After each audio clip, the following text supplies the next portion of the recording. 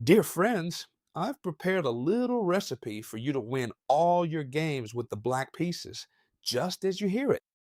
We're going to punish the most popular move in all of chess, which is the move e4, that is, the king's pawn.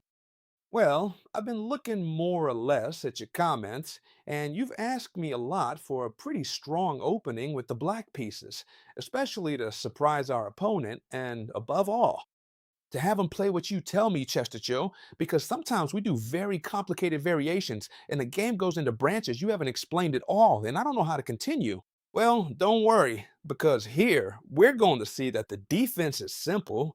You'll see with real data that it works, and besides, it'll be easy for you to learn and easy to win. We'll start with the Scandinavian defense. Well, we've seen several times on the channel, right? How to play the Scandinavian defense, how to punish it with the white pieces. But don't worry, what I'm going to show you in this video is a brand new recipe, okay? You won't have seen it before. Great. Here, rest assured they're going to capture this pawn, because if they don't, they'll be in a very bad spot. For example, if they advance this pawn, you'll follow up, for example, with c5. You'll have central control. They won't be able to defend this pawn well, and we'll attack it in the long run, right? For example, if they develop here, we'll pin, then we'll play knight c6. In this position, I assure you will be extremely comfortable to play, so don't be scared if they decide, for example, to advance the pawn and not capture. But I assure you that in 90-some% of cases, they'll make the correct move, which is to capture this pawn. Well, Chestico, how do I continue? With queen takes pawn or with knight f6? Well, this game will continue with knight f6, okay? Why? Because as I'm going to show you right here, look, 11 million players. See that they have an extra pawn and they won't let it go, okay? We've reviewed this knight c3 on the channel before, right? The good thing about this knight c3, which isn't a good move, and they also use it a lot, is that we exchange the center here, and this queen stays perfectly well placed here. Unlike when this knight is there, they can kick it out, right? And then it's true that this queen would have to retreat, but in this case, how do they kick it out? They can't. And when they develop this bishop, we'll capture here. If they don't, we'll continue with e5, we'll develop our bishops, and this position's very comfortable for us. But of course, what happens? That here, as you've seen in the graph, many times when they see they have an extra pawn, those greedy friends, they say, well, now, you know what? I'll defend it, and you're not going to capture it from me. 11 million times they're going to do this to you. They won't do it 11 million times, but they've done it, so they'll do it again. Watch what you do. The move c6 is a great recipe. Let me explain. What do we threaten with the move c6? Very simple. If you don't eat me, that is. Here they only have two options, either to eat or not to eat. If they don't take it, we'll simply take it ourselves. Understand, they can't defend it because it's only defended by one piece, and we're attacking it with three. Knight to c3 doesn't work here. After the exchanges, we'll capture with the knight and then with the queen, and we'll end with material equality, and on top of that, a much better position with the queen in the center again, but also this pawn will be completely isolated, and it's going to be in a really bad spot, and it won't be able to be defended many times. So here again, you'll see that they'll almost always capture this pawn. And now, what do you do, chess teacher? Well, we'll simply recapture it with the knight. I've explained all the variations to get here, but you'll see that in the vast majority of your games, you'll reach this position. It's perfectly normal. They defended the extra pawn they held, and now they've captured to keep it. It was simply that. You'll see that you'll reach this point in most games. All right, here they see a backward pawn. They want to play d4, but they can't, right? Because if they play it, and watch out, it's been played against me in fast online games, you just capture it because you're attacking it with two pieces. But the most normal thing is that, for example, they play knight to f3, developing a knight. And on top of that, they support the central d4 point, right? And so here, I'm sure many of you are thinking, I'd love to play this move, pinning a knight, then jumping in with my other knight, putting on a lot of pressure. Well, all those plans are fine, but the recipe I'm bringing you is undoubtedly much better. Let's be direct. We want to win the game right now. And I'll tell you now that many times you'll win in just 9 moves. How can that be, chess teacher? Let's see. The idea is that here we're going to play the move e5. In this recipe, we're always creating threats. Come on, chess teacher, don't give me any stories. What are you threatening right now? I don't see any threat. Well, yes, the threat is brewed. And it's the following. We want to play e4, kicking this knight out, and when it leaves, watch out because we have some completely lethal attacks. You'll see, because I'll show you, and you'll have to do the same in your games. What happens? They can defend it, right? They can defend this e5 attack, and they can do it simply with this move, d3. I'll tell you one thing. Against this e5 that you're going to play, the only move that holds up, and I'm not saying it wins, but holds up, is d3, okay? And I'll show you first what happens if they don't, because that's how you should punish it, and then how to react if they play d3, which, don't worry, you'll still be in a great spot. For example, the most played move here, along with d3, is knight to c3. They think they're defending this point, developing a piece, but they're really not doing anything because we can still advance since we have the knight defending this point. And what happens? We're going to do it, right? Of course, if they don't defend it, it's as simple as playing e4. See how it's pretty trivial? You'll probably have to watch this video a few times for it to stick in your head, but no problem, everyone at their own pace. Where's that knight gonna go? Well, obviously it's not gonna go backward. It can't jump forward because we have everything very well covered, and the most common move by far is for it to come to the g5 square. In fact, they've always come to the g5 square because from here they attack my pawn with two pieces. And this might sound familiar to some of you who like to play, for example, the d4 e5 gambit, right? The Budapest gambit. Why? Because now this is typical, right? It's true that we can defend it, but they can keep attacking it. So how do we do it?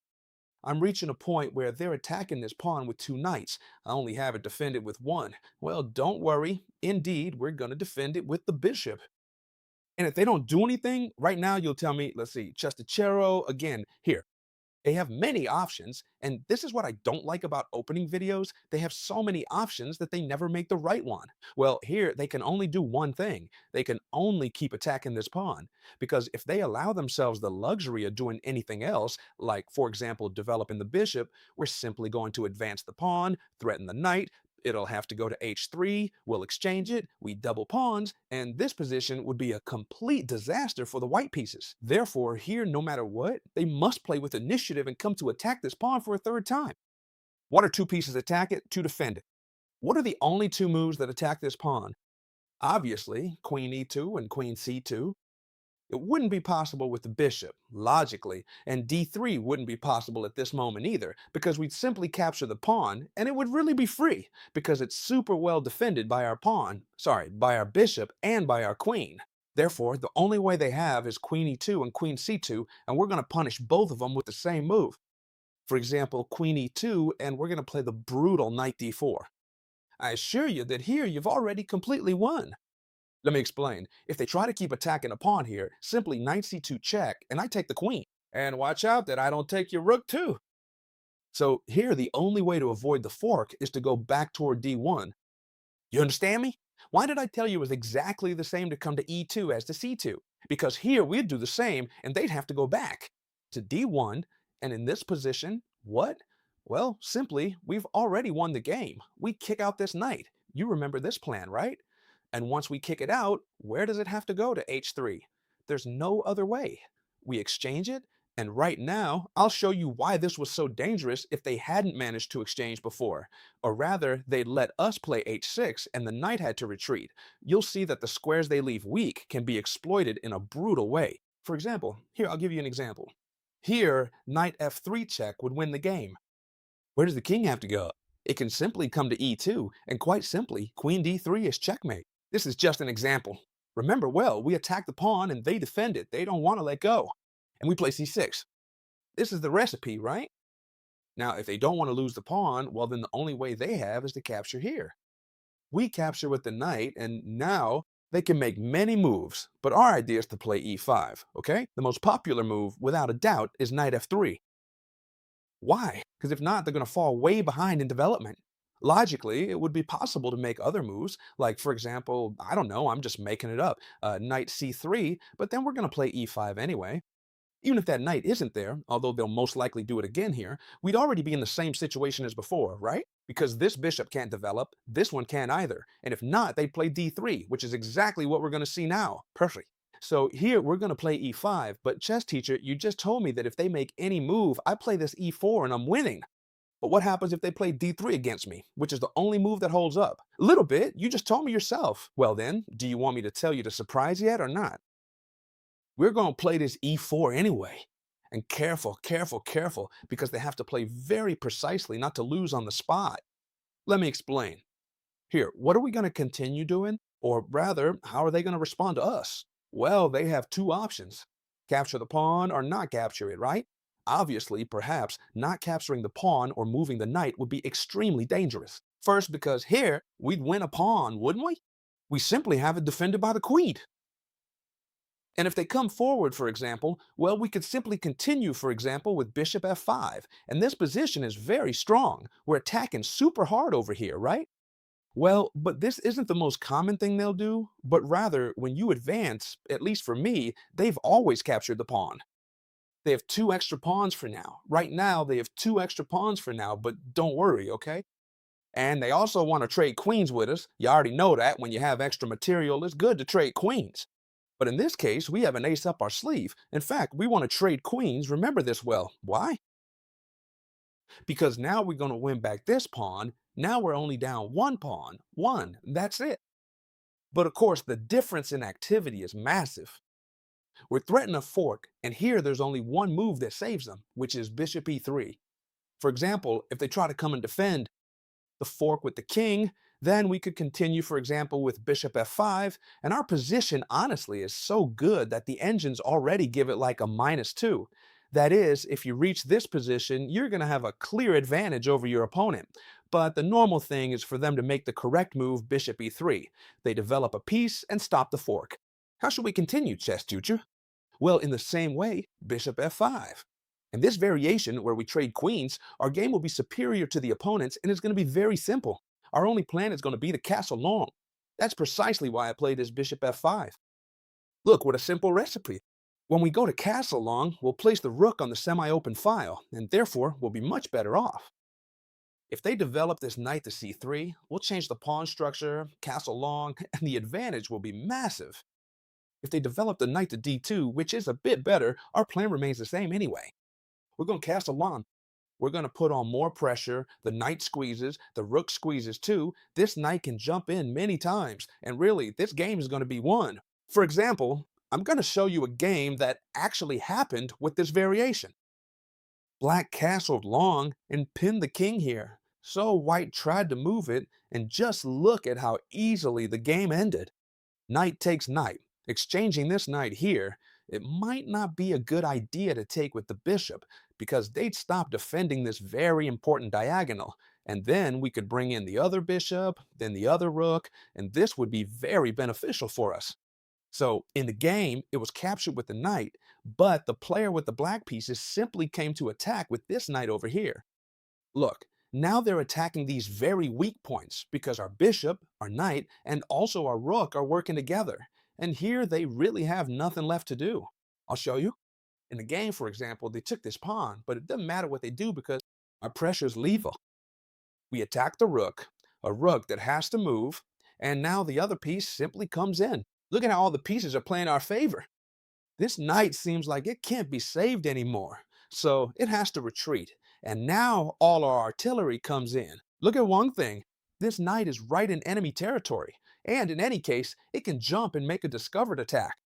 The bishops are absolute killing machines, and the two rooks are in a central position. It couldn't be better. And all this in exchange for just one pawn. And look at how our opponent's pieces are. They can't do absolutely anything.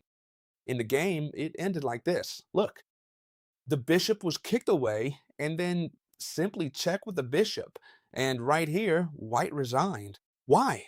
Because when the king moves, there are probably several ways to win. Literally, the simplest way is to make a discovered attack with the bishop because we have the rook behind it, right?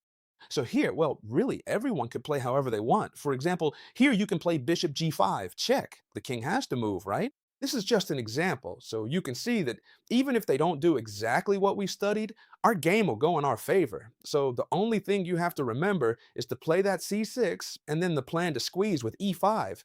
And no matter how much they try to stop it, we're going to launch that e5 anyway. I recommend that you watch this video again, especially if you have less than 1500 ELO. Study it well, because if you play this, I assure you that your wins will be very big, because people lose in a few moves with the white pieces. They don't know how to defend. And I hope you loved this video. Leave a big like if you enjoyed it. If you want, you can subscribe to the free newsletter, where every Sunday I send out information there. In this case, this Sunday. We're going to analyze a game by Faustino Oro that's spectacular, and we're going to learn a lot. And from here, everyone can study what they want. I hope you loved this video. Leave a like, subscribe to the channel, and I'll see you tomorrow in the next one, friends. Bye-bye.